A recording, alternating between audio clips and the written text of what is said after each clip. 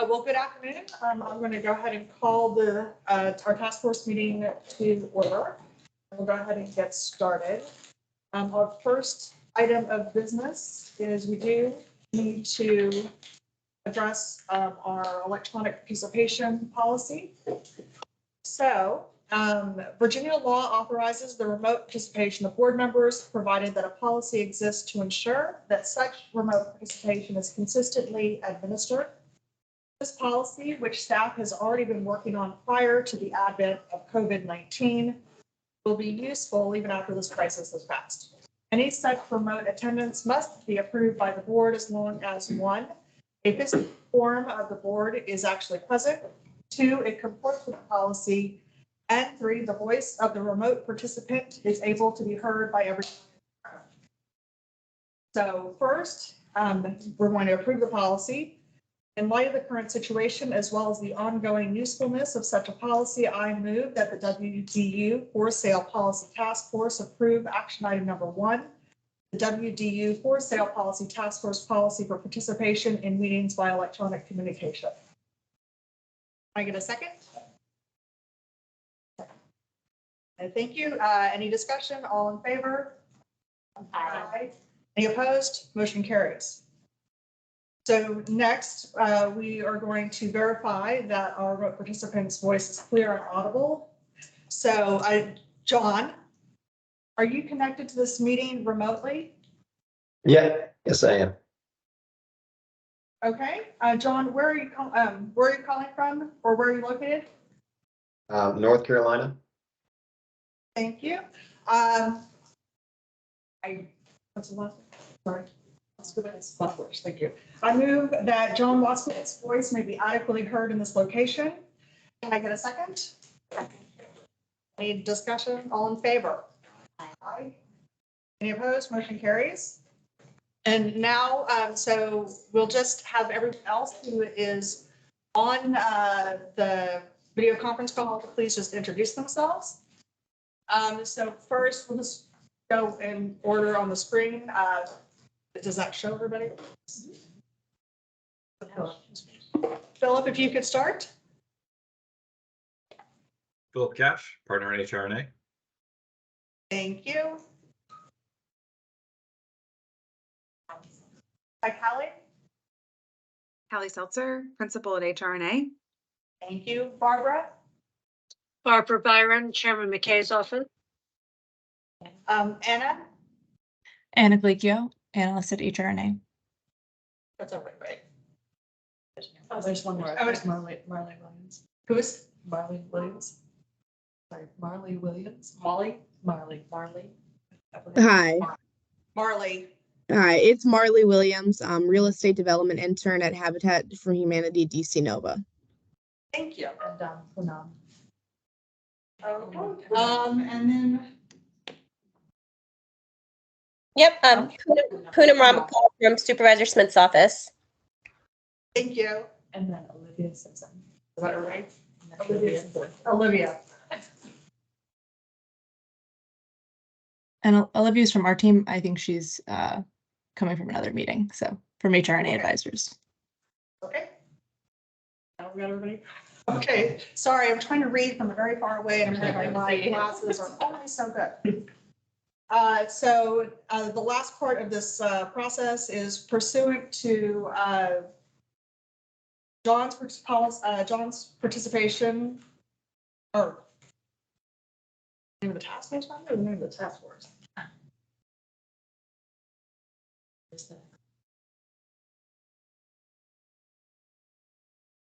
The name of the person.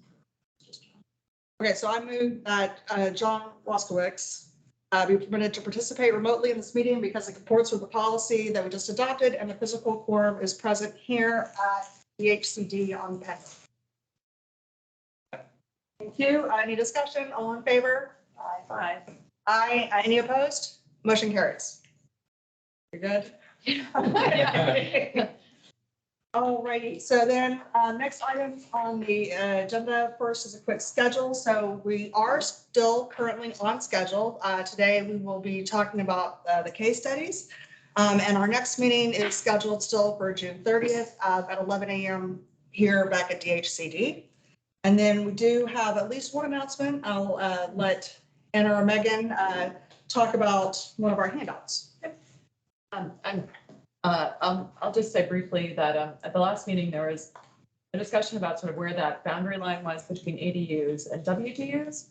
And when are ADUs applicable versus a WDU, and filling in that a little bit of a gap.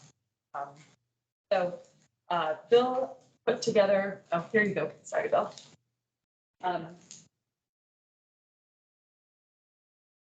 Bill, there's a little bit of information on one of the handouts that we had compiled for the group and distributed at our first meeting. It was a matrix of the different programs.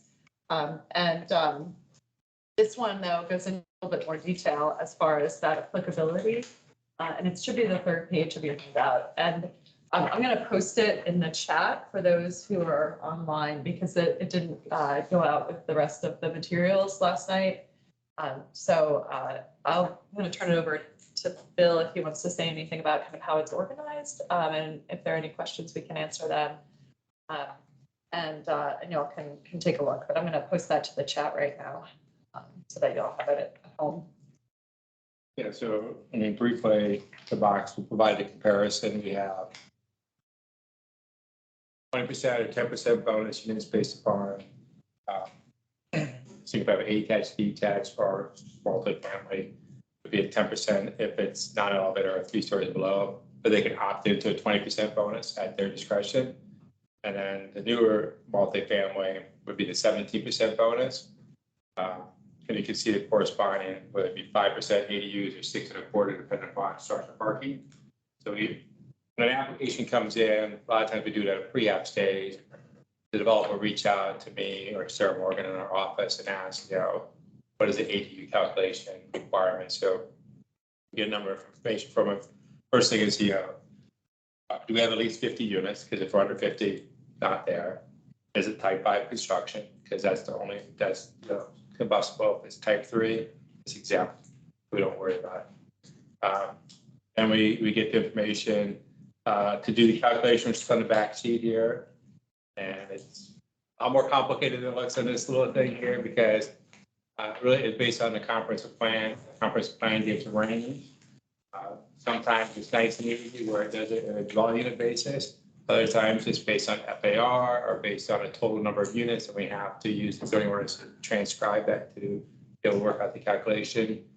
Mixed use developments are also a little more complicated. So we work with the developer, typically in the early stage, to figure out what the calculation state what the requirement is.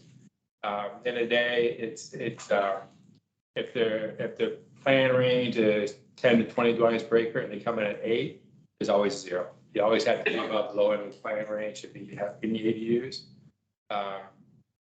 And so we'll do that calculation for them, and sometimes it gets updated, as their development changes through the development process. It may or may not require more or less ADUs. So we work with them on that. I don't know if there's any questions on this. Yeah, I have a question Sure. too, and I just want to kind of ask for some of this. In your example you gave for 8, my understanding is you still have to provide 12.5% affordable. It's just they're not in the form of ADUs, they're in the form of WDUs. So the WDU policy is countywide, and there may be situations where ADUs are not required, that WDUs would be requested. The WDU policy doesn't necessarily wouldn't necessarily apply to all single-family attached developments, for instance. So if you're doing a townhome, it generally doesn't apply unless you're in a specific area and resident or expected to provide affordable housing regardless of the structure type. So if you're providing WDUs, you'd be looking at the policy, which would be 8%.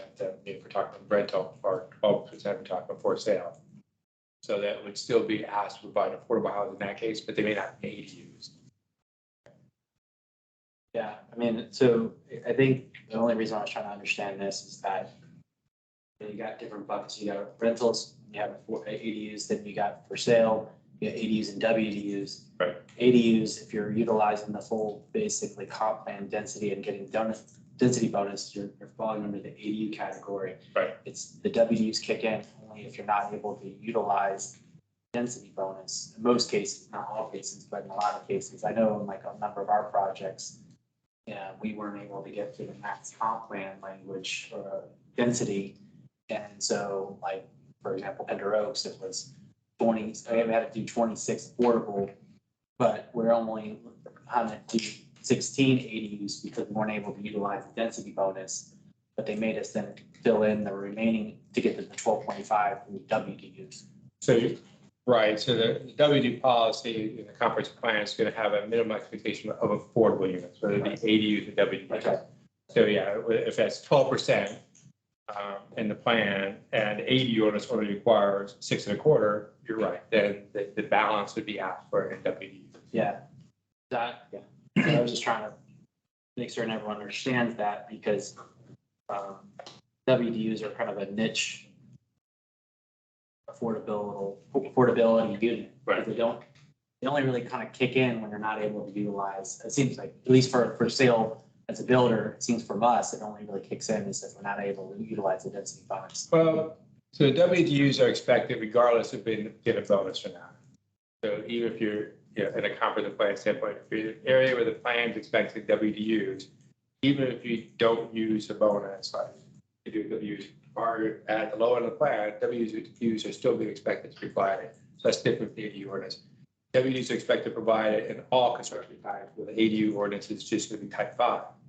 So you very well may have situations where you're doing a mixed-use development that doesn't require ADUs, and that's what WDUs would be, and regardless of bonuses or not. Is that mostly in Tyson's Corner? No, Reston, I mean, Oh, okay. I think a lot of our multifamily developments are probably type 3 construction, so the ADU ordinance is not applicable.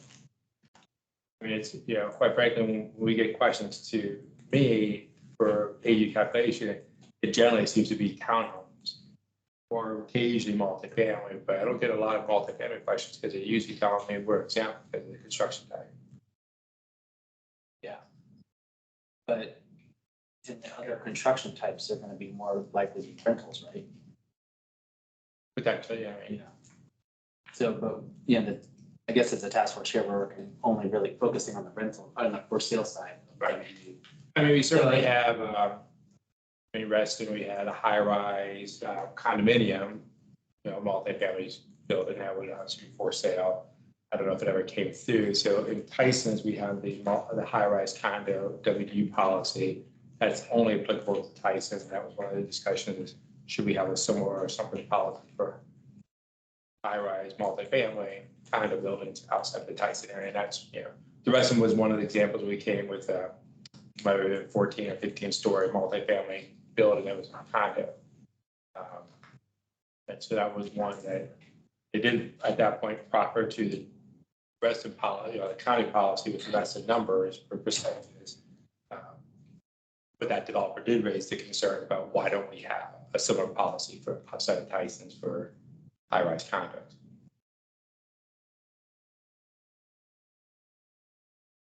Do we have a breakdown as far as how many ADUs and how many WDUs are issued in a given year, or how many are offered in a given year? Yes, we provided some information on that for the WDUs at the first meeting.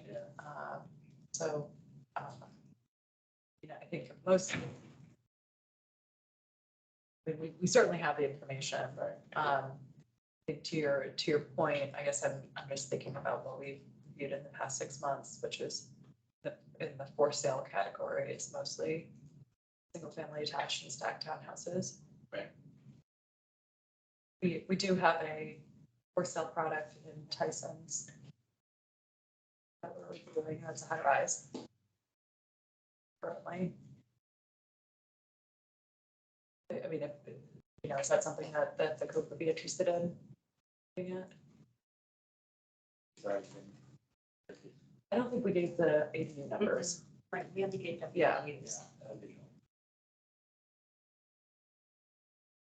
Right, I mean, I think was the number of the offering agreements, we had something like 70 something units within the last year And then we have another 70 units that we're working on in the pipeline, All WDU. all WDUs. Yeah. So we could count the ADUs off the top of my head. I don't know what it is.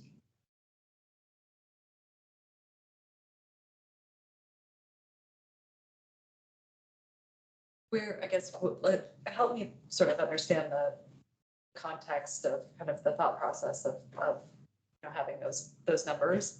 It'd be helpful for me as we're presenting to the group, not just going to give you guys the data, but also sort of thinking about it in context of the questions that we're grappling with. Yeah, I was just trying to understand, it's just, as we're talking about like repricing it, I'm totally on board with the repricing. It's just, there should be, to me, just logically, it seems like there should be two separate buckets, one for the ADUs and one for the WDUs, and the WDUs are priced, higher, but not, still affordable for that 80, 90% kind of. And that you got an ADU program that normally kicks in almost most situations where you can actually get a density bonus over above the comp plan language. It's only what WDUs will kick in when you're not able to utilize the density bonus. So if if that doesn't come up that often, and it just seems that you don't want to make it so that you reduce it so much that it's just basically another 8. But there's no difference between two programs as far as the financial incentive, as far as the land seller is also the builder. Mm-hmm. That's the only thing, is just understanding that context, because I don't think that there's that many WDUs compared to ADUs, and then for rent. It could be wrong. It could be wrong.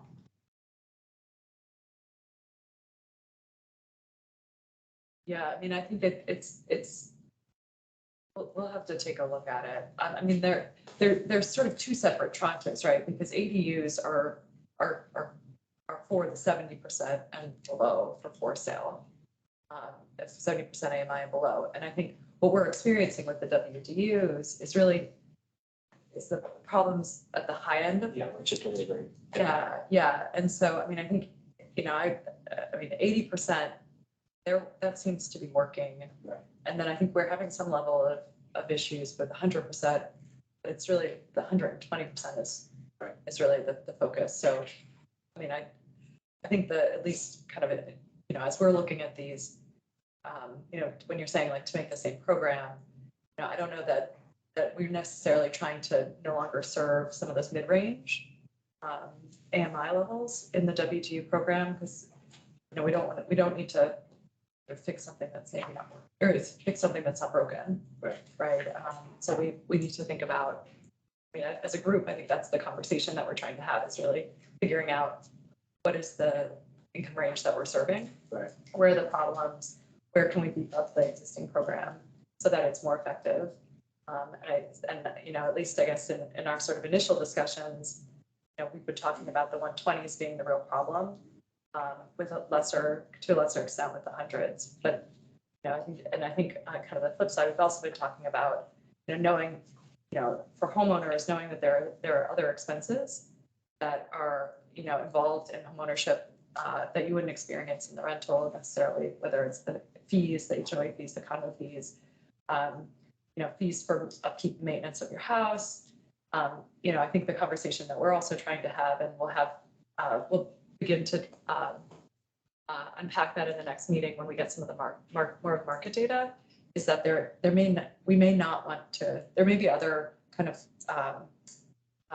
sort of consequences if we go down too low with for sale to make it closer to the ADU program. So I think that's kind of the conversation, at least in my mind, that we're trying to have with this group, is really figuring it out, to try to keep the things that are working, which are more expansive than the ADU program allows for. Yeah, because the other thing, maybe it just needs to more meetings and flesh it out, but like one of the, I think last meeting was talking about going from 30 years to now 50 years. It's just, if the ADUs are at 30, why are we making the WDUs even more stringent when that's a problem with selling them in the first place? The length of time that these people have to hold on to, they just seem kind of counterintuitive, and seems like if the that's why I asked about like, is there like, should we flesh out like the goal of what we're trying to accomplish? Because if it's more just having long-term stock of affordable, then it seems like that's really a discussion on the ADU program, because the WDUs don't come up that much.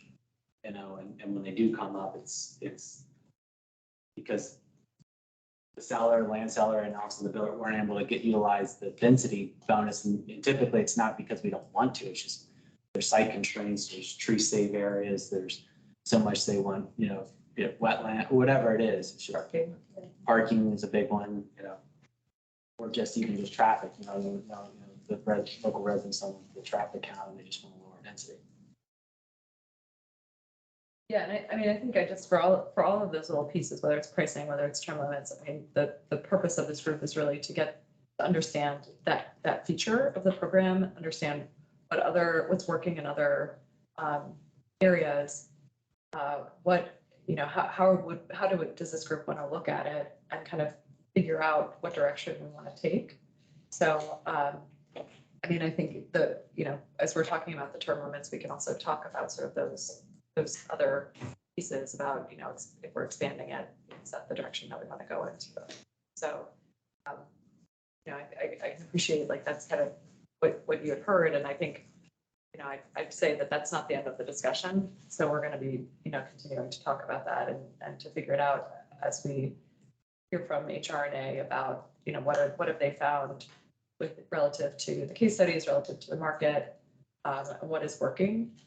For us to be able to kind of really dive deeper into what direction we want to take. And thank you for sharing kind of your take and your insight on that, because I think that's like the type of conversation that we're going to be having. And we can get that. So thank you for explaining the context, and we can provide also that ADU data so we can see how the two programs are stacking up. Okay.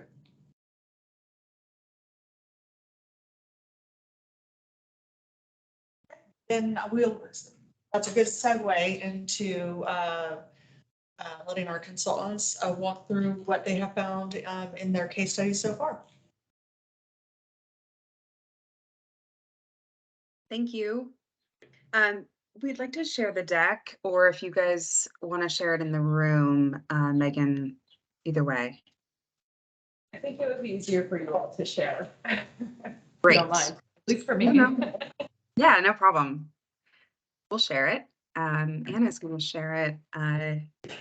Good to see you all again. Thank you for those of you that we got to connect with since last meeting. It was very helpful to hear, your concerns and your perspectives on the program.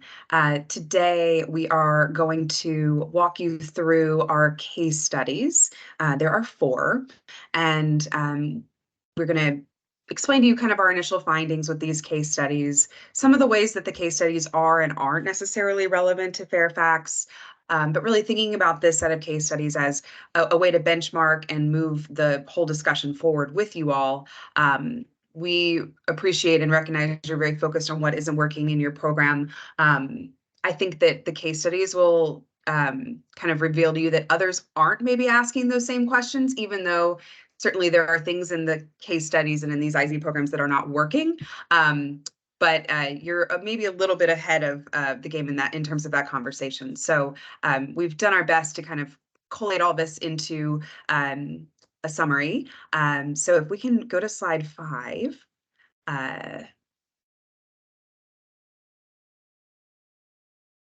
Wonderful. So we picked 4 case studies. So you'll see Fairfax here at the top, of course, and then our case studies are Loudoun, Montgomery County, Washington, D.C., and Palm Beach. We've got 4 kind of deeper dive case studies that I think you guys all got an email. So hopefully you had a moment to read those before today's meeting. But we really want to, just walk you through the high level takeaways from each, explain why it was selected and kind of the notable features of each of the programs. Want to talk about the Loudoun program. It's comparable to the ADU program. It has some faster timing approvals, but we included it mainly because there really are no true examples in the state of Virginia, which is a finding. And then we'll talk about Montgomery County as well. Here you've got, mandatory program really focused on lower AMI levels. That's the MPDU program. Oh, sorry. Thanks, Anna. Sorry, something's flickering. You guys still seeing the deck? And then there's the workforce housing program. Then they're challenged on that side in Montgomery County by some differences between the two programs, and they've had issues with the longer covenant period. So we'll get into that a little bit. And then in DC, we selected this one because it really aligns with your goal of that long-term affordability for multiple families over time. But we really want to talk about what that means and on the back end, in terms of wealth building and affordability and how to kind of weigh those two in the policy making here. DC also provides measures for condos and HOA fees as part of their program requirements. And that was something I know that you all want to dig in more on your program and figure out what is or isn't working with condos and HOAs and how much of the issue you're having at the higher income bands is related to that. And then lastly, Palm Beach County.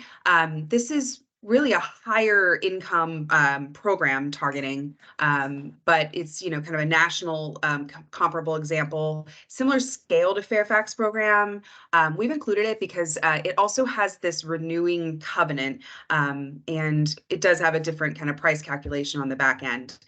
So we wanted to kind of lift up for you all things that all these programs have in common. None of them are a complete apple to apples with your program. And like I said, in our conversation so far and in our review of kind of like notes and, desktop review of these programs, you guys are asking some of the hard questions that I'm not totally sure the other municipalities are. So we'll move quickly through Loudoun in just a moment. Anna's going to kind of talk us through each one in a brief way. And we'll really focus on the levers that each one offers. That slide. Sorry, maybe I'm just not seeing it. Is it gone? Yep, I'm just gonna reshare real quick. Okay, guys, there's 4 levers. I think we talked about this a little bit last time, thinking about the targeted AMI levels. So who's the income group of, who are the households that the program's really targeting? Second lever is affordability restrictions. What restrictions are placed on that level of affordability? And how do these other case studies compare? Incentives, what level of indirect funding is necessary to essentially provide in a voluntary paradigm, right? What developers need in order to for the units to be feasible to develop, what level of incentives, how deep are the incentives? And then on the back end, the resale requirements, what degree of profit can actually be made on the properties at sale? How does the profit get split? That's kind of core to the affordability and wealth building question that we talked about last time. Great. So we're going to dig into the first lever, the targeted AMI levels, and maybe Anna, if you will just kind of briefly take us through our findings on each of the case studies here. Yeah, totally. So, as Kelly mentioned, we're going to walk through a couple different aspects of the programs. You all have the programs in front of you, hopefully, but, we want to highlight some of the features kind of all on the same page. And so starting with the targeted AMI levels, what we really wanted to highlight here is the varying levels of AMI that these programs target. As a note on national comparatives, the majority of programs for sale inclusionary zoning do target the lower income levels, so below 80% AMI. And so, when we're doing our case study selection, we were trying to find some examples that were a little bit higher as well, so that you all would have something to compare with or to think about what those programs are doing. But I think it is important to note that most programs are a little bit more similar to your ADU program.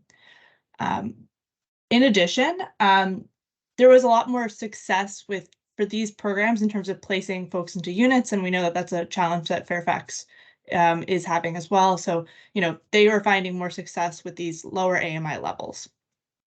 And, the last finding we wanted to highlight is that even at these, being able to place folks into units at these lower AMI levels. Other jurisdictions were still finding it challenging between, the AMI level they're targeting and what folks can actually afford. So, thinking about, their income may be qualified for a unit, but it doesn't actually necessarily mean that they're able to afford it because of, maybe condo fees or HOA fees, adding on and increasing what their household housing payment would be for that specific time period. And so those are a couple of the key findings here. And a quick note on between, when you're thinking about locations that are good comparisons, Montgomery County, similar to Fairfax County, has both a lower AMI level program, so the one you probably have heard of, which is the moderately priced dwelling unit program, as well as a workforce housing program. And I think what's really interesting about this example is that Montgomery County has not been able to get their workforce housing program really going and working the way that they wanted to. It has been, in existence nearly as long as Fairfax County's program has been. And, they have highlighted a couple challenges in terms of, getting some of these units, if that's actually what direction they want to go in and things like that. And so, it really is, Fairfax County is doing well in some ways in terms of being able to actually create units at these higher income levels and have an effective program. So we did want to highlight that. And I think to drive this home, we have one more slide right after this. Let's just talk through what AMI really means, because of course in these 4 locations, it's different. The median home value is different. But here we just did kind of a side-by-side of Fairfax County and Palm Beach County, 2 very different places, right? But they have, both what you share in common is that you're targeting this program up to 120% of AMI. So for the median home value in 2023, you'll see Palm Beach is significantly less, right? It's $450. The median home value in Fairfax County is $696. The median estimated renter income at 90% of AMI is $88,500 versus $52,000 at 60% of AMI for Palm Beach. So I think the point here is you need a certain amount of income to purchase the medium priced home. And in Fairfax, you need about a $215,000 income to afford the median priced home.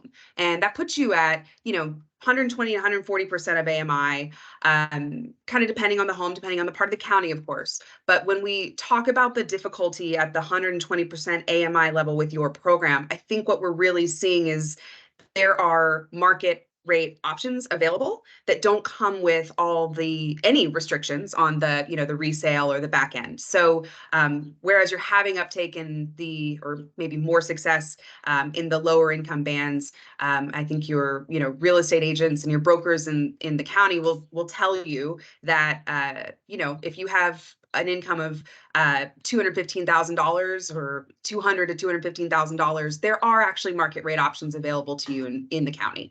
And so they're not necessarily going to be really pushing or marketing the WD units the way that they're going to market the market rate units. So that's kind of the main discussion point we wanted to start with around AMI levels. Yeah. Also happy to answer any questions in terms of some of these programs as well, if you want to start there.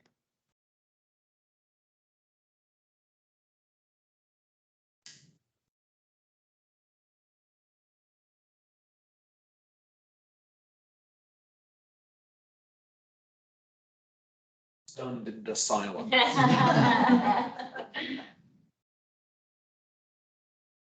This is Jill. I'm just curious, and maybe you'll get to this of the others that you analyzed, just if the number of units is similar to what Fairfax has seen. I know you mentioned Montgomery County was kind of, I think you said Montgomery County was similar to Fairfax number of units, and if there's been more success in other jurisdictions, maybe because it's been a longer time period or they're serving the lower AMIs.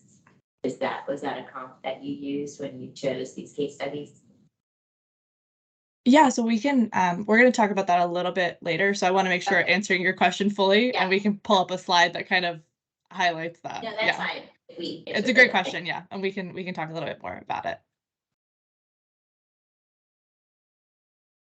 Just thinking about some of the questions on the slide, maybe hope and foster some conversation. You know, when we say what programmatic goals are achieved through the higher AMI levels of the existing program, you know, what we're really asking here is what, you know, what do we want to be adding value for these households? You know, we want to be able to increase, you know, access to home ownership, and you know, what thinking through a little bit more about these higher, a little bit higher AMI levels, between 100 and 120% AMI.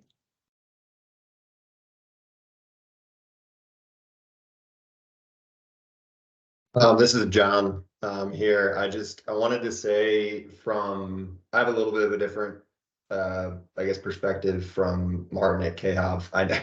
Because unlike the acquisition side, on the entitlement side, basically when I'm kind of going through our proffers, I'm kind of responsible for getting our sales teams ready to sell these units. So one of the things that I see when we set up HOAs and condo associations, that honestly, I think is the biggest barrier to entry for these folks, because I think, you know, for one, obviously on the house construction side, we're going to try to offer these units at the maximum price that Fairfax County is offering. And I know I've had conversations with Grace about this, and I think that, you know, seeing some of the data that we've seen based on the max sales price and what these units are actually selling at, there is quite a discrepancy once we finally get the units sold. But really the condo and the HOA fees, in some of our, you know, some of our more, what I would consider more affordable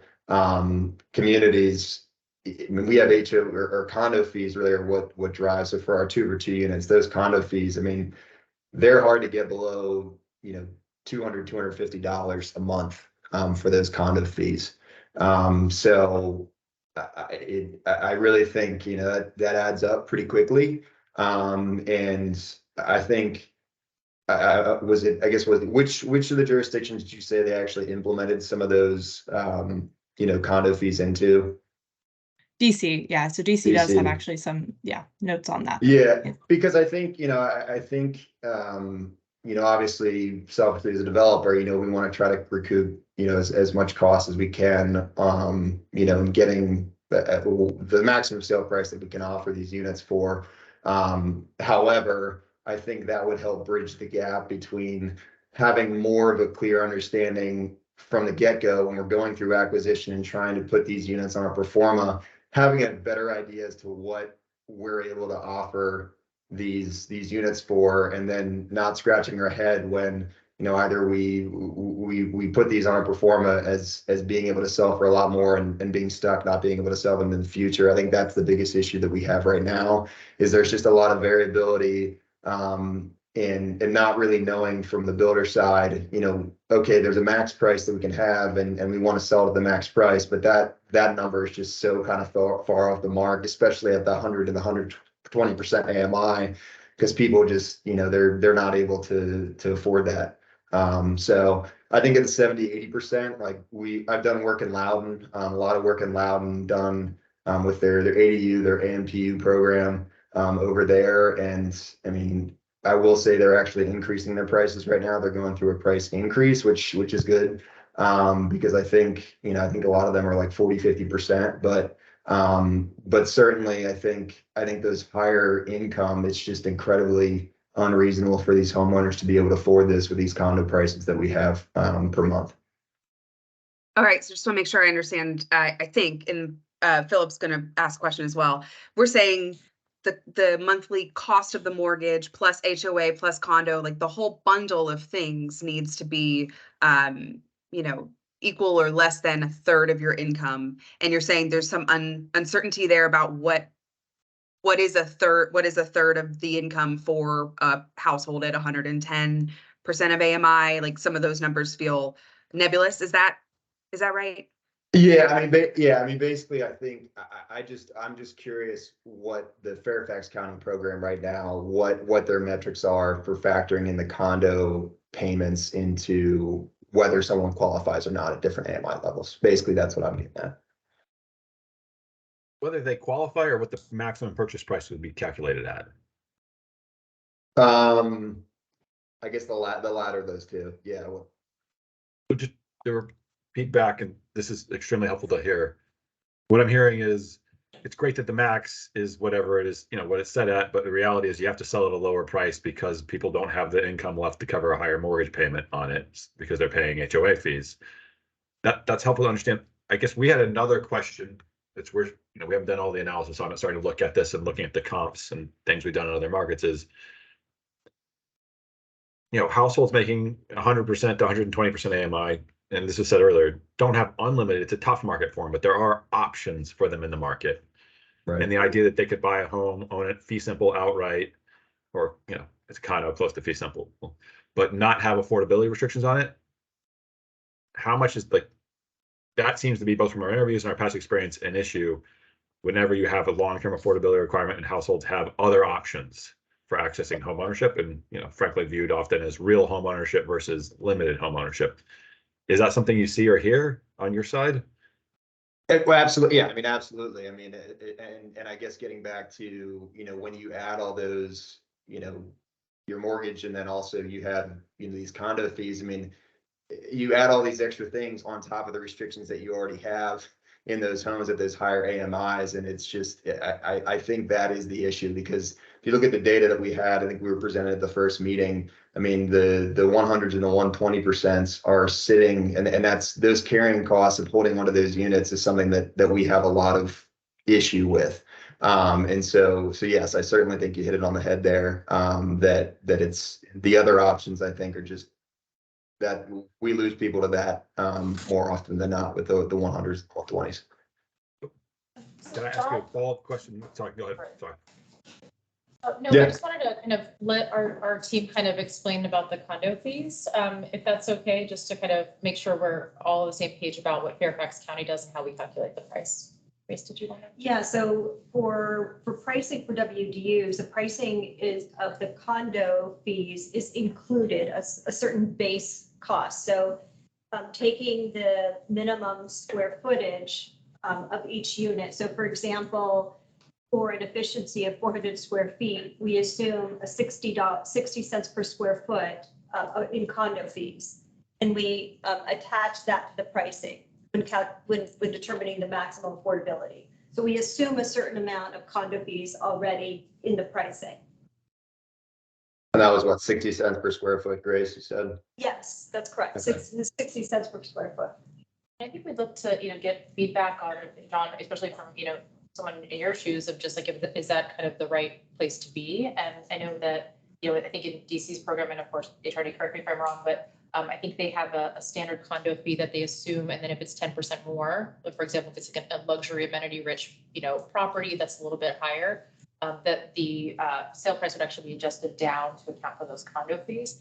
We don't do that here at Fairfax. So these are things that we're sort of looking at feedback on as we kind of continue to evolve and redo our next pricing model. Phil, did you have a follow-up? I'm sorry. I was I'd follow up, and we'll see how you want to, how directly you want to answer this question. So if you look at this, you're thinking about, you're penciling things out on your side, and there's a max price, but you don't really know what you're actually going to be able to sell for, or it's going to be lower than that.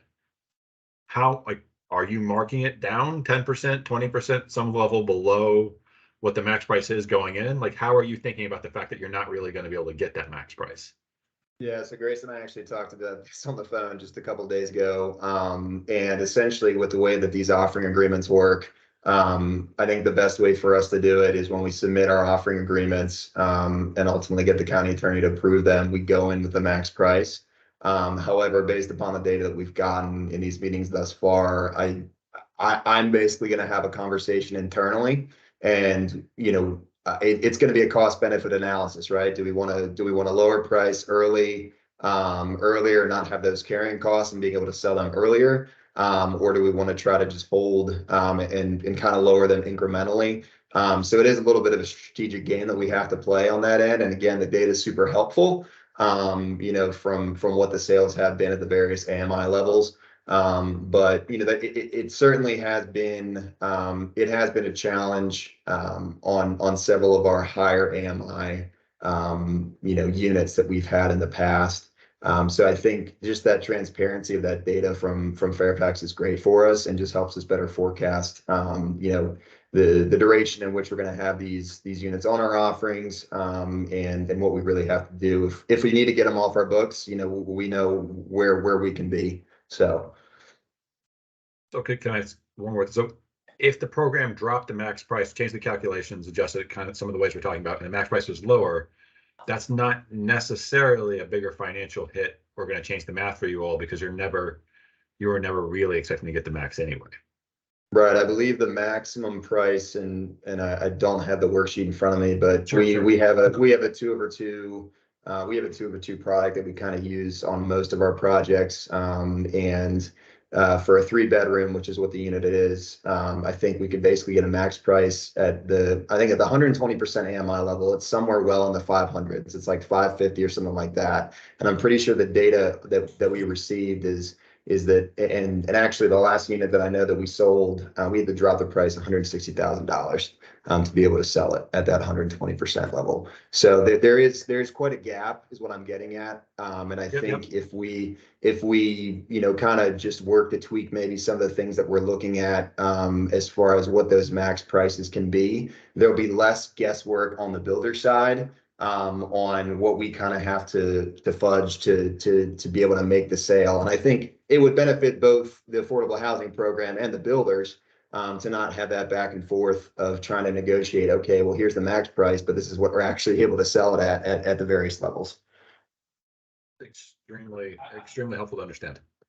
Yeah, I would just add, from KI's perspective, I mean, I agree with John said. I mean, I would never underwrite a deal which we were going to assume that we're going to get 100% of AMI.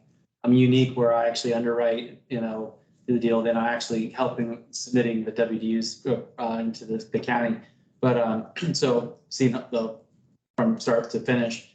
So we would never underwrite that, but we do,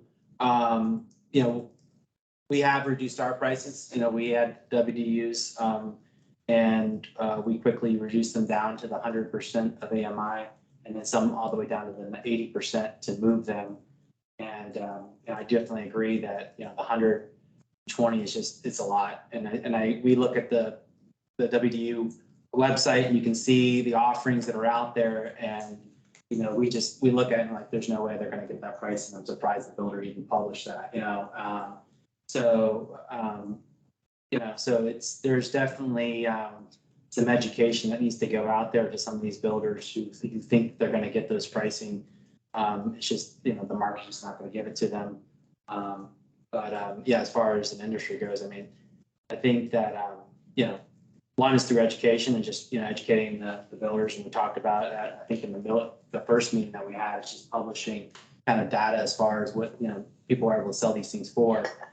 But then, the second thing is just, if there's a reduction in the amounts that we decide to have, it's not going to be necessarily a financial impact getting rid of the 100 to 120 if we're never going to get there anyways. I also wonder is like, the pricing doesn't seem to be always, I think it updates like annually. So when interest rates jump to 7% or whatever, you're still working off of a pricing schedule that was probably based on interest rates or lower. I could be wrong, but I think that's what it is. So, to change the pricing based on condo fees and interest rates, that all make a lot of sense, from my perspective. Ask Martin about what are your kind of comparable market prices in some of these developments? I'm just curious about the gap between the sort of that 120% AMI, let's say a 3-bedroom versus the market. Yeah, so it depends, like this townhomes, because the WDU pricing is based on bedroom count, right? And so you could have a townhome that obviously prices higher up than a 2/2, but on the WDU pricing schedule, you can almost price them the same thing. So the price difference between a market rate 2/2 versus the WDU is a lot tighter than a townhome WDU versus a market rate townhome. But Fairfax County, where John and I are building, you're probably talking about townhomes in the mid to high 7s and 8s, And so, you know, if you're at a 3-bedroom, I think, John, you said you 3-bedroom, you're priced like 570, is that what you said? Yeah, actually, I'm trying to look it up real quick because I have it saved somewhere here, but yeah, about mid 500s. So it's, you know, $250,000 difference, which, but you know, like 2/2, you know, that I think John referenced 2/2, so market rate is probably at the 680, 650, probably 650 range on the upper unit. Yeah. His lower unit is All right. probably, his lower unit's probably at like high 5s or mid 5s, so his And that's pricing's kind still of, different. it's very, yeah, it's very close. That's your problem right there, yeah. Yeah. They have better Especially- choices. They could buy a property with no affordability restriction, or they could buy one with affordability restriction. Correct. I mean, the real problem comes in is those 2/2s, because those 2/2s sell for, you know, high 5s. And so, you know, you're gonna have to be low 4s to sell it as a WDU probably.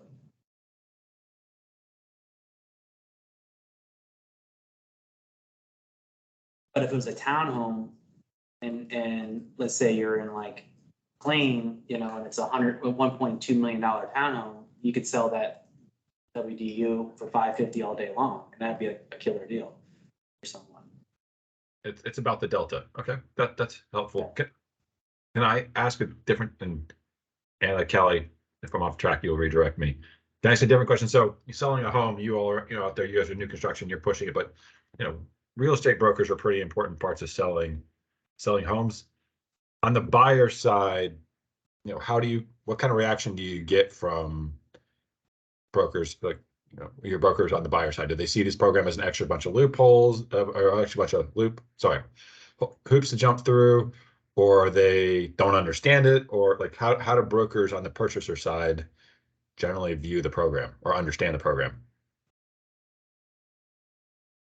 I would say for KAB, I mean, you know, you get the lists from the housing authority, so I think there's also some education there. I think some builders are just relying on the housing authority to market the program. And there is a website in which there's an offering, it gets put it on the website.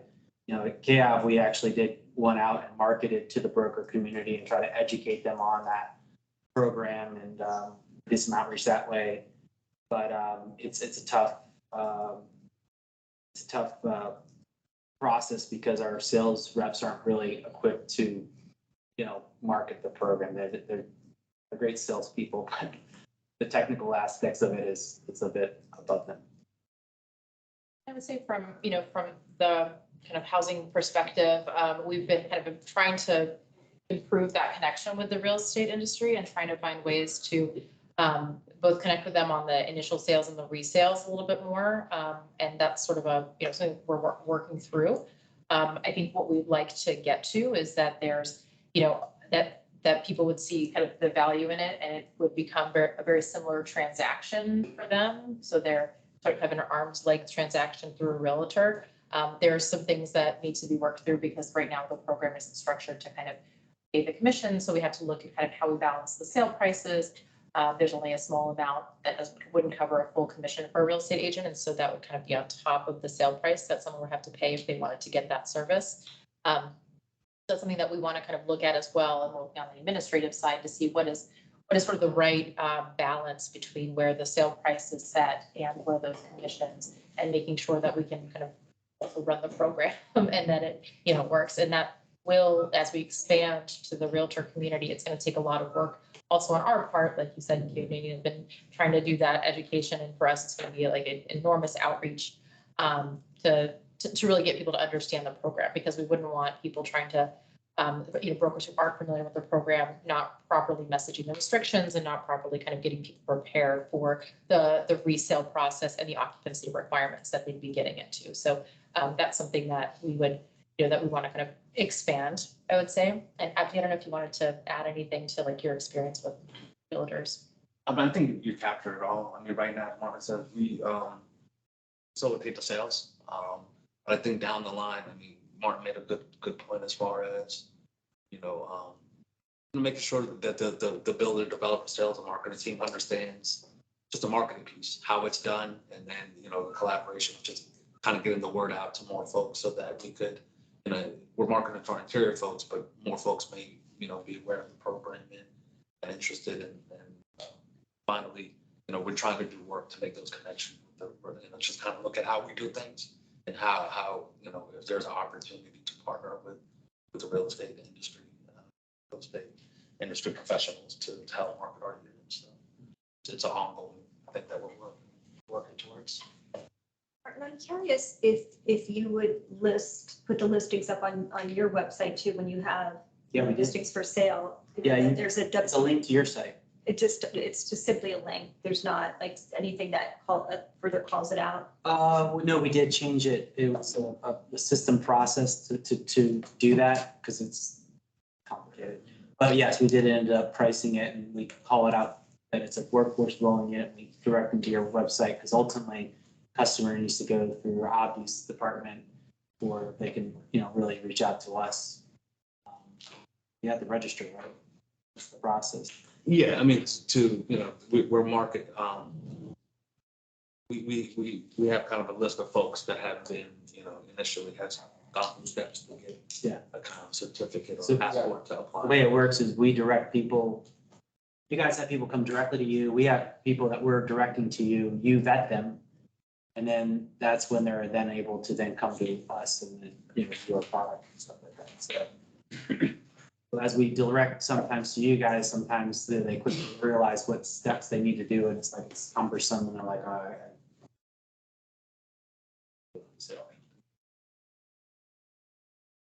So if we could kind of pivot back to the presentation and just make sure we can get through all the case studies and the findings.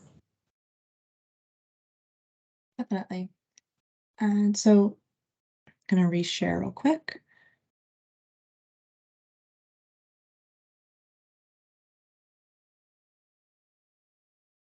So the next area we want to talk a little bit more about with the case studies is the term of affordability. And I think, you know, the finding line here really kind of highlights why this is important. This really impacts whether or not, you know, homeowners, when they're considering to purchase a home, they are going to take this into consideration of how long the covenant period is. So, you know, if you have a shorter affordability restrictions, realistically, it might mean that the affordability for you might only achieve affordability for a single household. And it might mean that there's a larger ability to grow equity when you sell the home. On the other side of things, you know, if you have a longer affordability restriction, that might mean that there's going to be affordability for multiple households over time. So, you know, when a home is sold, it's going to be sold again for the affordable price. There might be smaller equity gains, though. You know, you can't sell it for nearly as much. Of course, though, as a caveat, you know, home prices aren't guaranteed to rise. And so, you know, it is potentially a smaller equity gain for this affordability restriction. And so we wanted to highlight where our case studies fall on the spectrum. Fairfax falls in the middle to upper end of the spectrum with the 30-year renewing covenant. DC has a 99-year covenant, which basically means that every time the home sells, and it is going to stay in the program. And on the other end of things, you know, for Loudoun and Palm Beach County, much shorter covenant period. And this is really, you know, thinking about having one, maybe two households in the home when it is covenanted, but is really kind of focused on getting people access to home ownership and having them be able to reap all the full scale of benefits as well as potential risks associated with home ownership. You know, and I think something that the county and county staff has expressed to us is the interest in prioritizing this longer term affordability, being able to get multiple households in the program, and, you know, thinking about what are barriers to and considerations for implementation around this goal. We wanted to kind of talk through a little bit more with the group.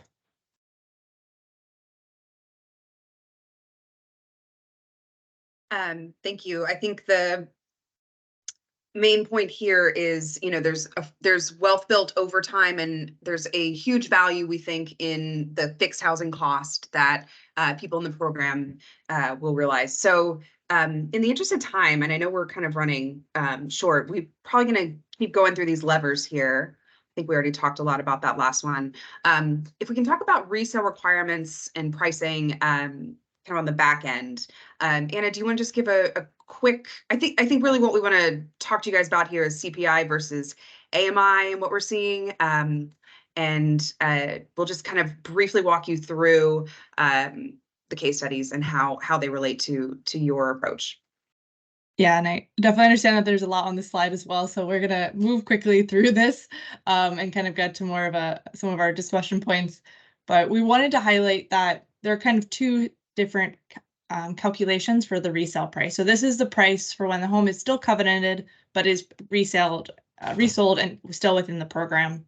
And so Fairfax County, similar to Loudoun and other Virginia jurisdictions, does use CPI to be able to set the price. So based off of, the price you started with and the price inflated following CPI. This doesn't necessarily, though, follow trends within income.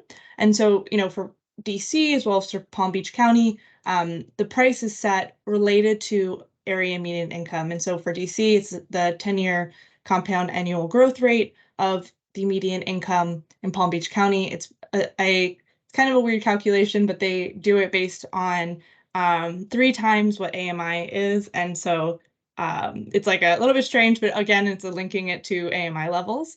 And, when we're talking about resale requirements, most places, when you're exiting the program, either just let you sell it for whatever price. And some places also have this profit sharing agreement. And so we wanted to highlight that as well. That is something that we've seen in some of these jurisdictions.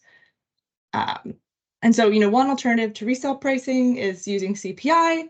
But, we wanted to highlight all of this really to say making the pitch to new buyers can be more challenging with the renewing covenant. When you're thinking about purchasing a home, if you are going to have to, have a 30-year covenant, and then the next home buyer, if they go to purchase it, they are also going to have a 30-year covenant. And it is something that may be a compounding issue for buyers who have other options in the market, as we were talking about earlier. So for those a little bit higher income buyers, that might be something that they say, you know what, I would rather go with another option in the market. And so, wanted to think through this a little bit more. I don't know if Callie, you wanted to keep going, or we can pause here. No, just pause here for any discussion you guys want to have kind of on resale pricing and requirements. But the direction we're heading in, I think, is looking at AMI, since it really is focused on affordability in a way that CPI just doesn't bake in affordability. We want to think about that as being your kind of underlying goal of the program here. Any other thoughts on resale requirements and pricing? It's very helpful to hear how the fees are also baked in for brokers, and we think we'll have some pretty obvious recommendations on that point. Could you explain the difference on the CPI versus AMI and how that would change as far as the ability for the resale price? I mean, I guess you're saying AMI growth is faster than CPI? And therefore they would sell it for more if you change to AMI? Am I understanding this right? I'll jump in. Some of it's about growing faster, and frankly, some of it is just about explaining to people and having them understand. So being able to say, "Hey, you're going to get to sell it to households in this income range," as opposed to it's linked to inflation, generally does better in the communicate, like getting potential purchasers to understand and feel more confident that there's going to be appreciation. It's more a perception thing than it is necessarily about any actual difference in the numbers. So yeah, when you say, when you're done with this house, you're probably going to be selling to someone in a similar income band as you are, or like who makes a similar income. That's a clearer way of, that's just much clearer than 120% of AMI or CPI index to, it just loses something for people. And you want to kind of encourage people to do the program, and clear communications is so important in that. If we change the pricing to account for interest rates and HOA fees, is that going to make it more complex?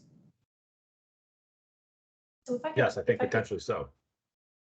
Yeah, if I could sort of step in there, I think that, and so that setting that initial sale price at kind of the right level to make sure that it's affordable to that household and that we know it will have it be more kind of sustainable as a price moving forward. So 10 years, 15 years down the line. And I think having those, the condo fees really baked into it might not be exactly the same because you can never predict the increases, but at least when you're starting to make sure that, if it's sort of really off of the initial assumptions, you can have something in the sale price that says, okay, we need to adjust the price based on sort of that, because otherwise, if you start out kind of really off the mark on condo fees or even really interest rates, that growth is going to be kind of knocked along the way in terms of being able to afford that price in 10 years and 15 years. So I think part of it is like that initial price setting and making sure we have those assumptions as correct as possible.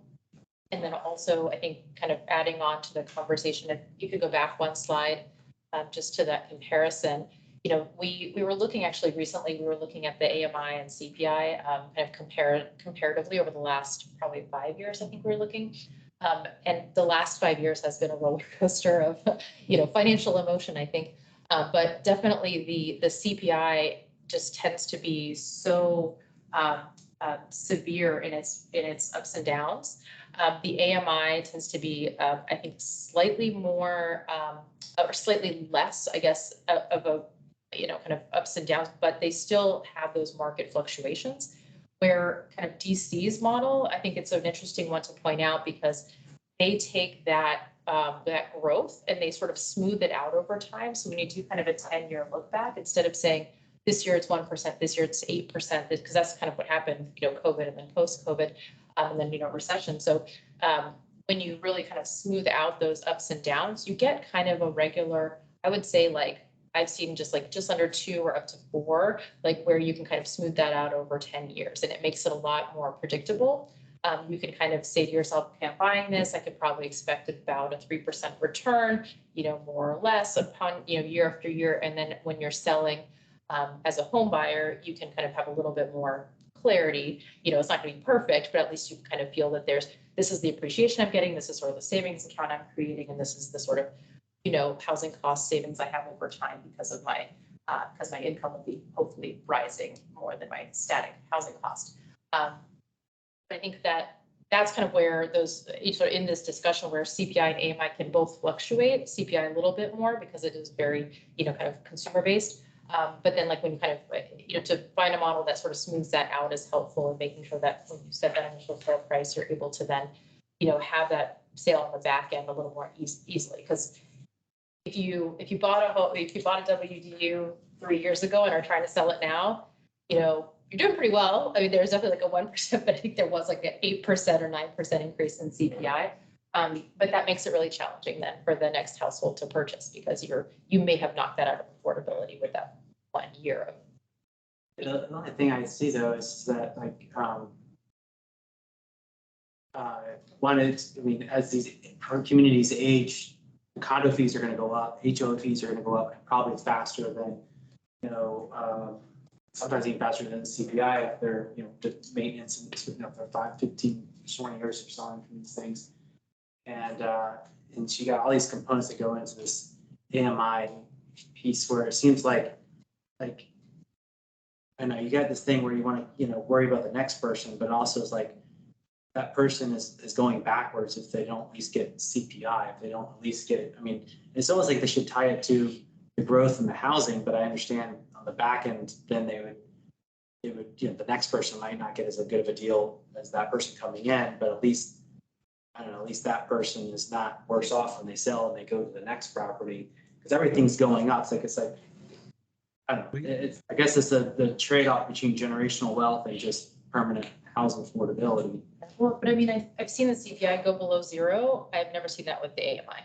So that's just one, maybe one consideration is when you tie something to the consumer market, it's bad. It is the potential of it going, negative is there versus an AMI is I don't think I've ever seen a negative AMI, maybe like sort of almost static or like a tiny. It's actually more, think it might be more often that it's a negative AMI than CPI only went negative once, I think, and it was, but I've seen AMI with the Great Recession, all that, definitely some negative AMI. But I don't know, I'm just. Another thing throwing here, and maybe I might be misunderstanding or misthinking about the program, but you're always somewhat tied to AMI because you have you have restrictions on what income levels you're allowed to sell to.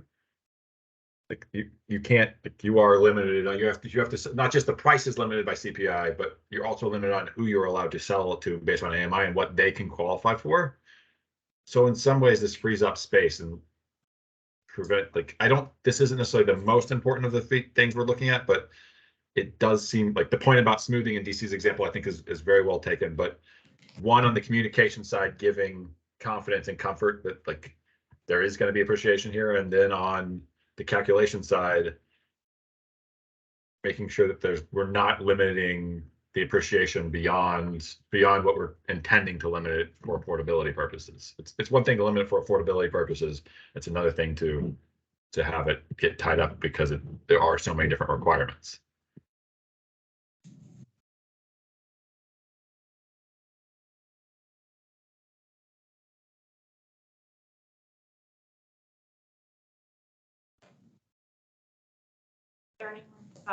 Any more topic areas for the case studies?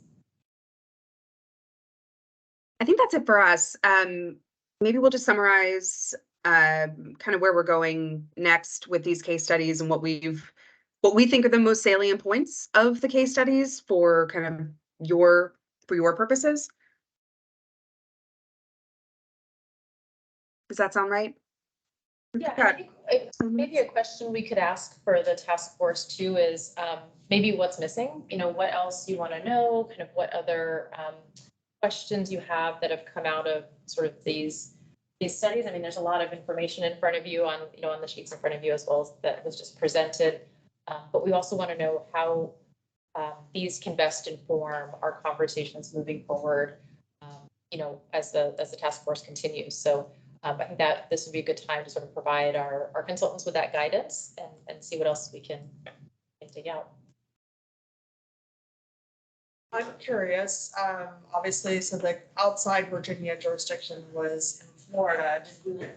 Were jurisdictions outside, let's say, San Francisco or Chicago, were there any other outside Virginia that were considered to do a deeper dive?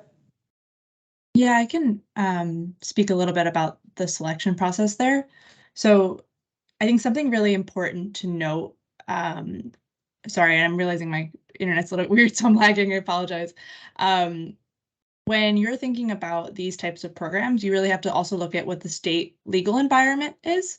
And so when we looked at places like California, Connecticut, Massachusetts, New Jersey, which allow for inclusionary zoning, many places don't.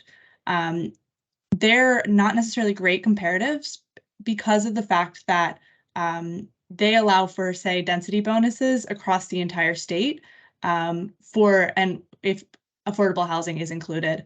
And so we wanted to look at a state and location where it was a similar legal environment for inclusionary zoning. When you think about Virginia, Fairfax County is one of a handful of jurisdictions that has been able to implement inclusionary zoning. I'm sure Callie can talk a little more about that. But we were really looking for somewhere that had a similar legal environment, which is why we ended up looking in Florida, just because very similar in terms of what was actually allowed on the state level.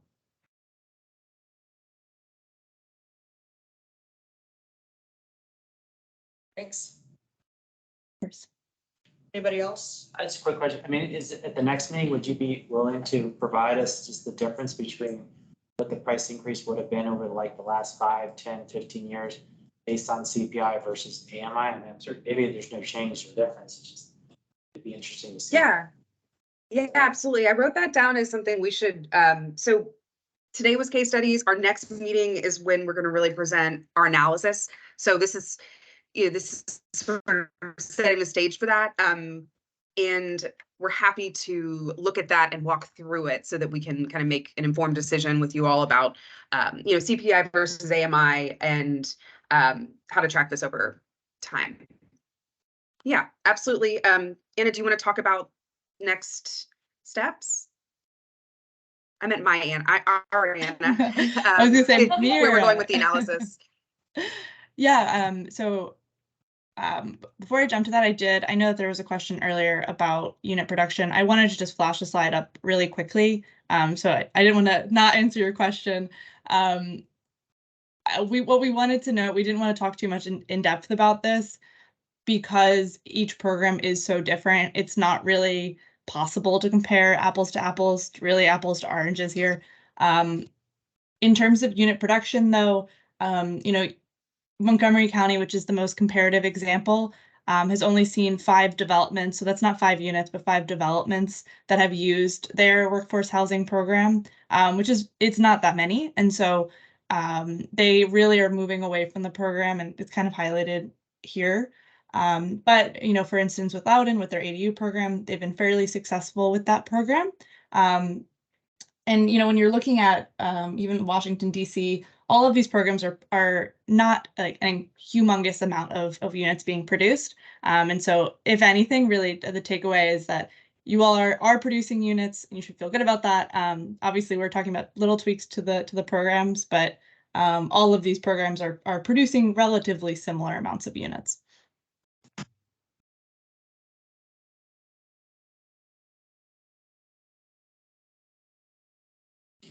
Question. So they say we make whatever changes are doing, like on the resale pricing and all that. How does that, is that going to be different from the ADU, or are you guys going to update them both concurrently? Are there changes that we're proposing here that would make into the ADU program as well? What would that have? I think that's a discussion I think we're going to have sort of an interagency discussion because it's a different update process. Yeah, I would really say, you know, and also not to presuppose upon Bill here, but, you know, our charter really is to focus on the WDU program. And, you know, I think we, you know, recognize that, you know, the ADU program over time needs to continue to evolve, but I do not see, you know, there being a direct nexus here. I mean, we do have the ADU program on our work program, zoning ordinance amendments. But right now it's more focused on moving some of the administrative functions, the ADU program out of the zoning ordinance and leave it as a separate standalone document, as opposed to clearly relooking at that. I mean, that could happen in the future, but that's not on our current work program. Yeah, I think we kind of want to map out exactly how we do all that, right? Because we just, so there was the rental WDUs, now we're doing the for sale WDUs. And I think actually these findings are going to be really helpful for us to then look back at the ADU program, just looking at everything and say, are there some lessons learned that we, you know, want to think about changing? But, you know, I think at this point, we're sort of just focusing in. But I mean, I want to kind of keep that open as like, we don't want to cut that, you know, we don't want to say no, because I think that it makes sense. Like if we're really having some great findings from our consultants, we see great best practices, and we can, you know, we can work to see how that would work. We just have to like, might be a more longer term process. And I think to Bill's point, I mean, we are very concerned, and actually this was a great segue, but we are very concerned about making sure that the programs are, that we can administrate them and that we can kind of keep the production, keep pace with the production in terms of our ability to do it on the back end. That's what I was about to say, and I don't want to contradict some of the stuff I've said in the past, but it's like, to some degree, it's like when we're looking at these changes, and if you're not changing the ADU program, like, does it make it more confusing to have 2 different types of resale calculations? Like, I don't know, it just seems like it's more of a burden to manage the program, and even from the sales and marketing side of it, it's just, you know, too ability to make them up and stuff. I don't know. Yeah, no, I think that's a great point. I think that's something we'll have to maybe weigh as a task force. Maybe we can think more about that as a county, just like in terms of what that timeline might look like if we do want to do that.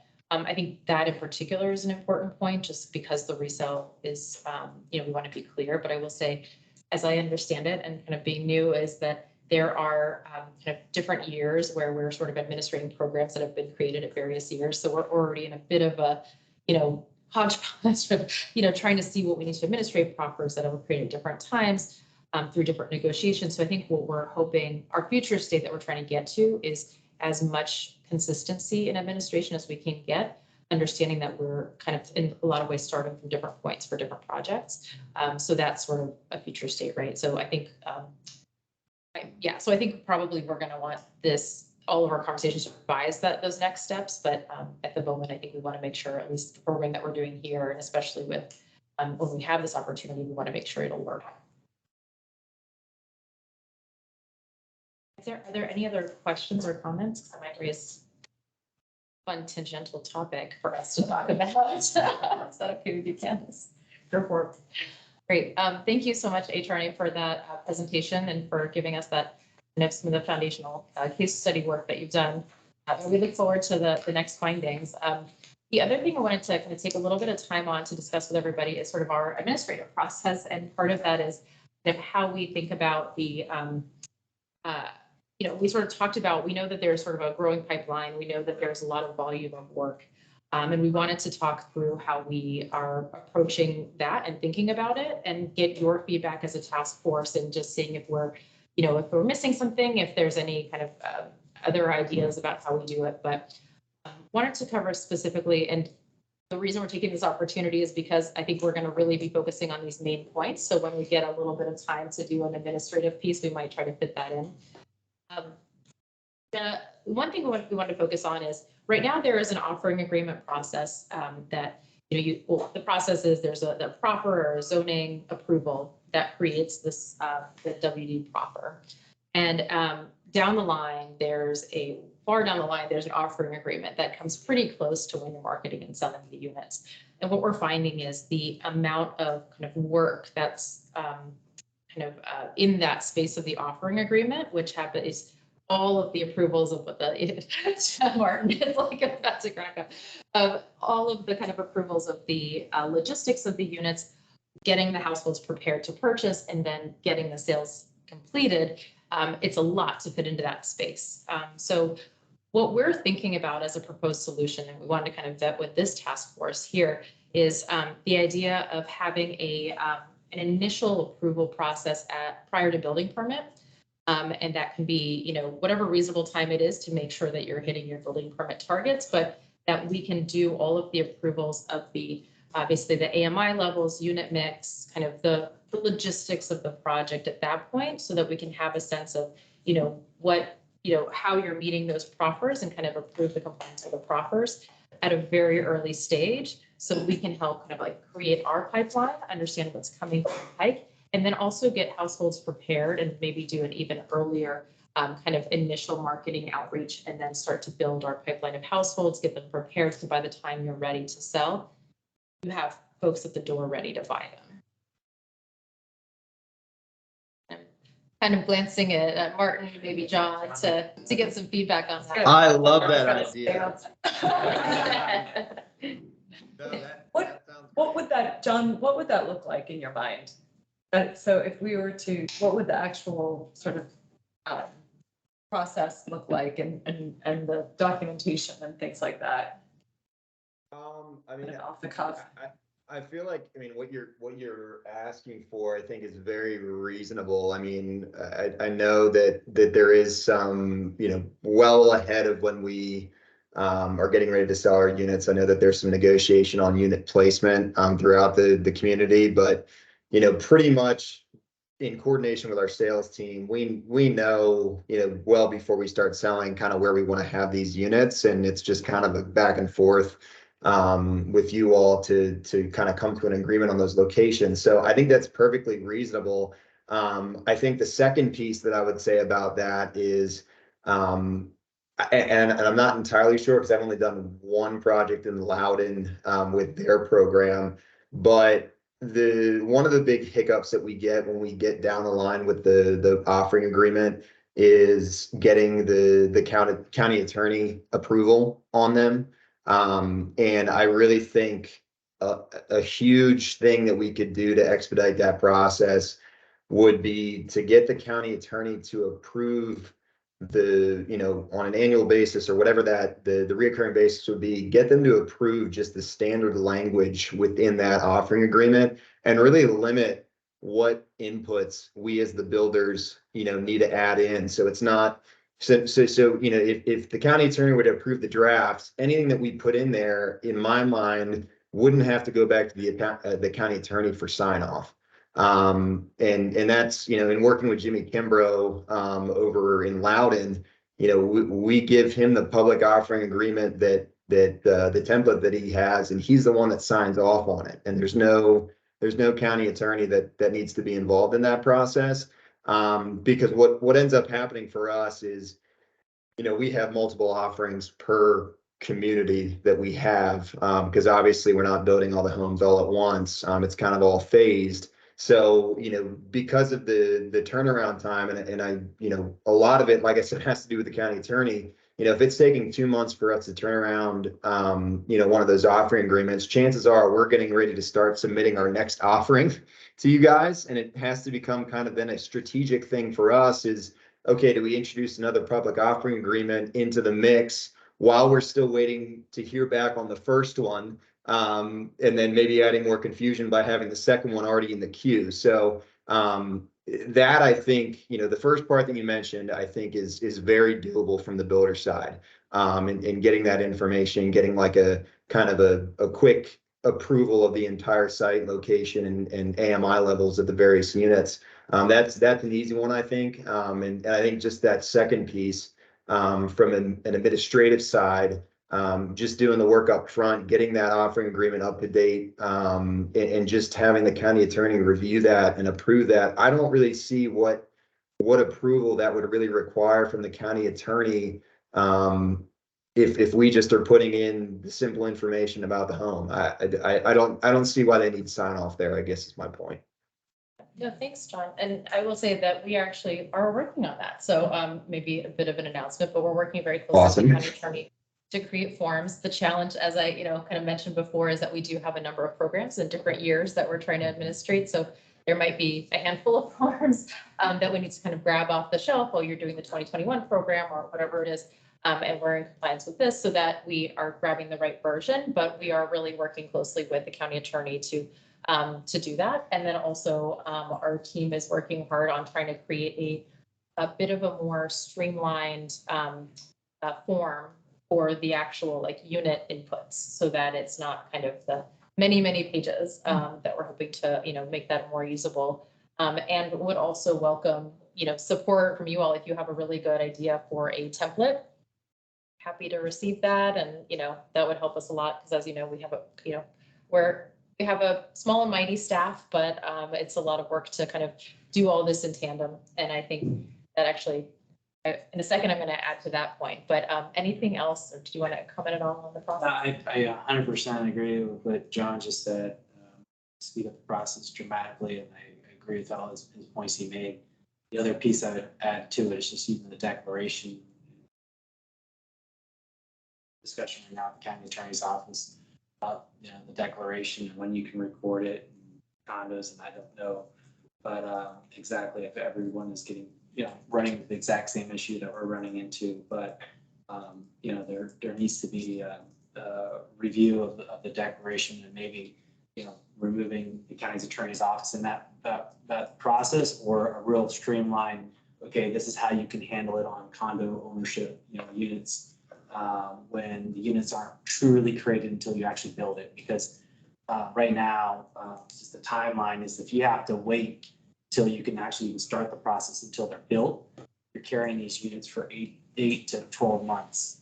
And the carry costs, interest on it just will crush our divisions. So that'd be something else that I don't know if it's appropriate for this committee to review, but I would add that to the list.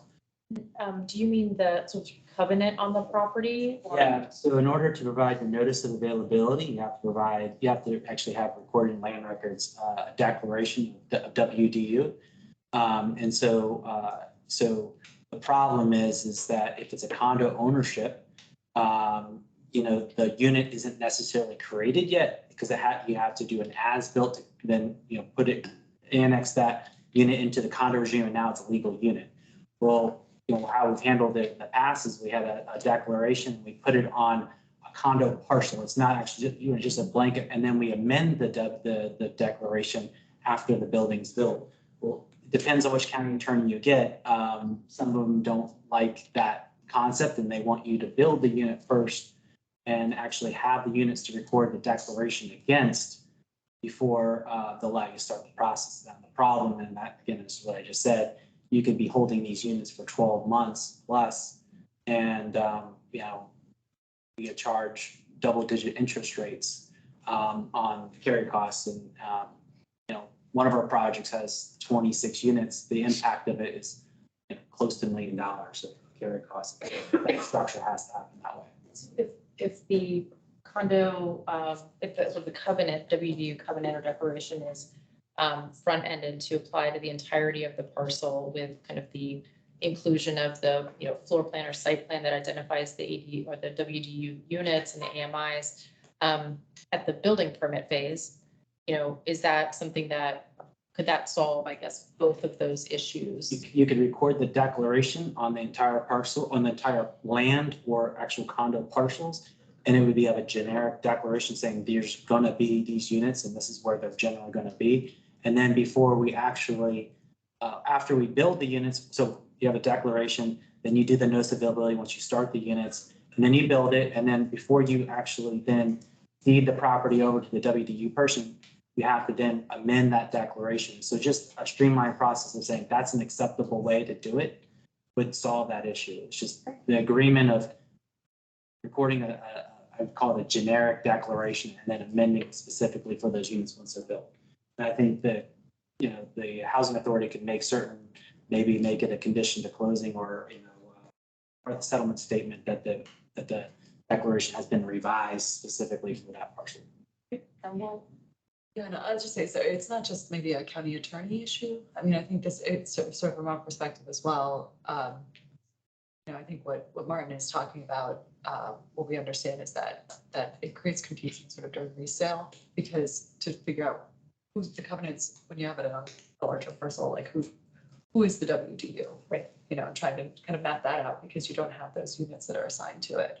So I mean, if there's another solution in there, I mean, I think that's. Or you can remove that you just don't have to record the declaration before the notice of ability. That would be the other way to do it.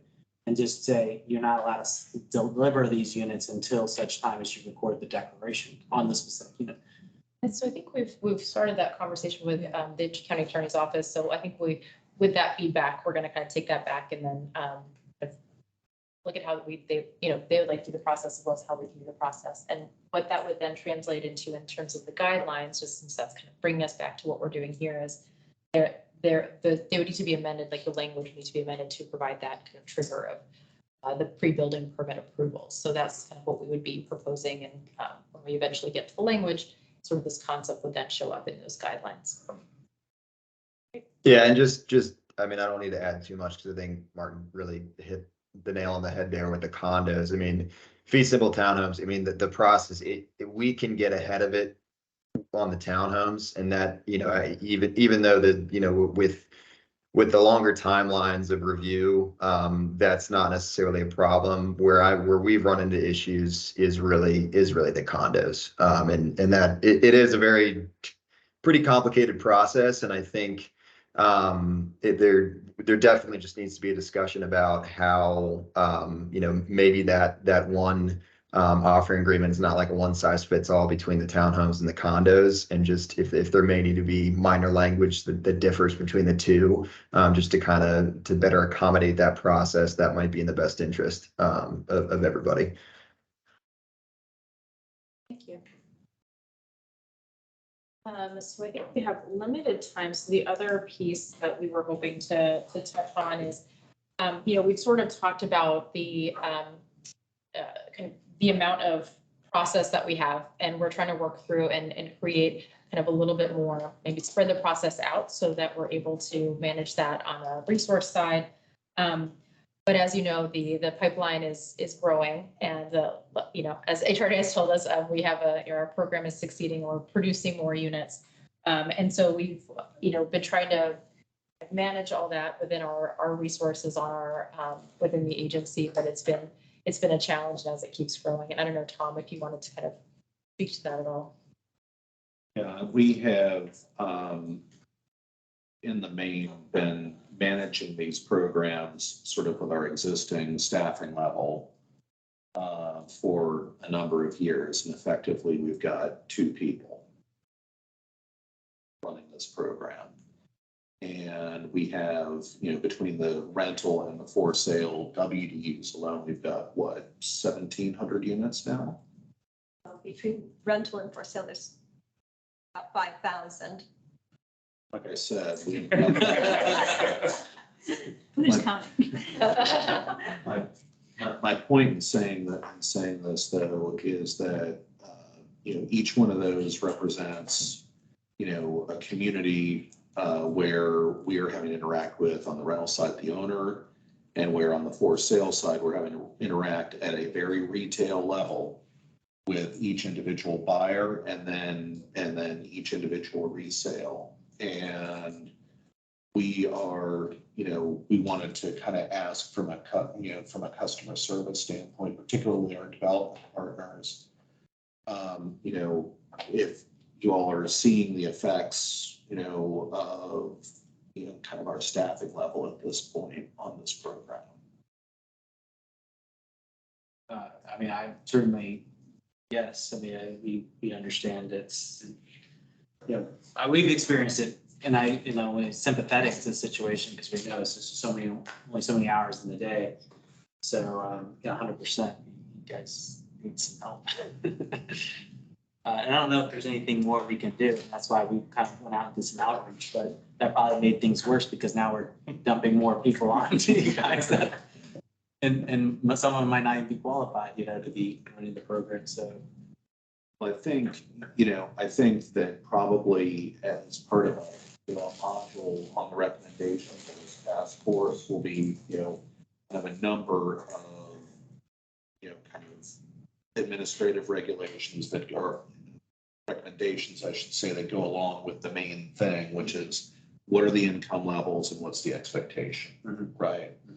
But this whole discussion we've been having for about the last half hour, streamlining processes, getting the units to market faster, is also connected to our capacity to be responsive too. Right. Recognizing that the apples to oranges comments from before probably apply, would it be possible to get some benchmark data relative to what some of these other jurisdictions have in terms of staffing that could be potentially used as some fuel for that argument? We can certainly ask. And Callie, I don't know if you heard that, but if there's any way you might be able to get us some ideas on that from the other jurisdictions. Should probably be staffed as a number of, as related to the number of units in the program. Because you guys are probably the biggest right out there. Callie, do you think there's any way you might be able to help on that? I think we can reach out to some of the comparable jurisdictions from the case studies. We did talk to Loudoun. They have 1 person. Is that right, Anna? Yeah, I think that capacity is limited kind of everywhere, but we have some past precedents that we can look into as well outside of these where other jurisdictions have asked a similar question. So no guarantees on being able to find the information, but we can see what we can do. I really think there's, yeah, I think there's sort of a bundle of things here. It's, internal capacity, and it's also like making sure that brokers and agents are aligned in their incentives to market this on everyone's behalf, and to get, people into the units. So we're definitely going to be looking closely at that. That's where I think other jurisdictions are maybe doing better. DC in particular. And then on the FTEs, we'll do our best to get some information. I'm sensitive to and conscious of the fact that you guys are, limited in your capacity, but I don't think you're alone in that. I'd be surprised if Montgomery County has a whole lot more. Also, it just kind of depends on how staff are spread across various programs, right? So we'll try to find out what we can. I appreciate that. Absolutely. Charlottesville is another one we've worked closely with, different size, of course, but we have looked at the FTE plan for Charlottesville to administer kind of their housing trust fund and some of the, they have proffers and they're rewriting their zoning right now too. So we can also give you a little background on Charlottesville and what we've learned there. Thank you.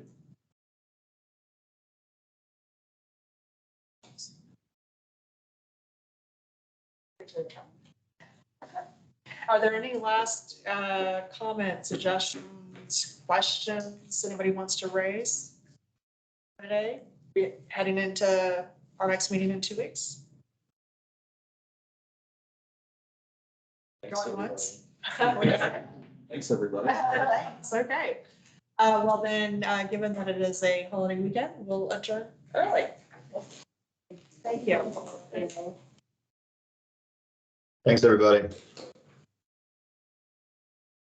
Sorry. Oh, next time.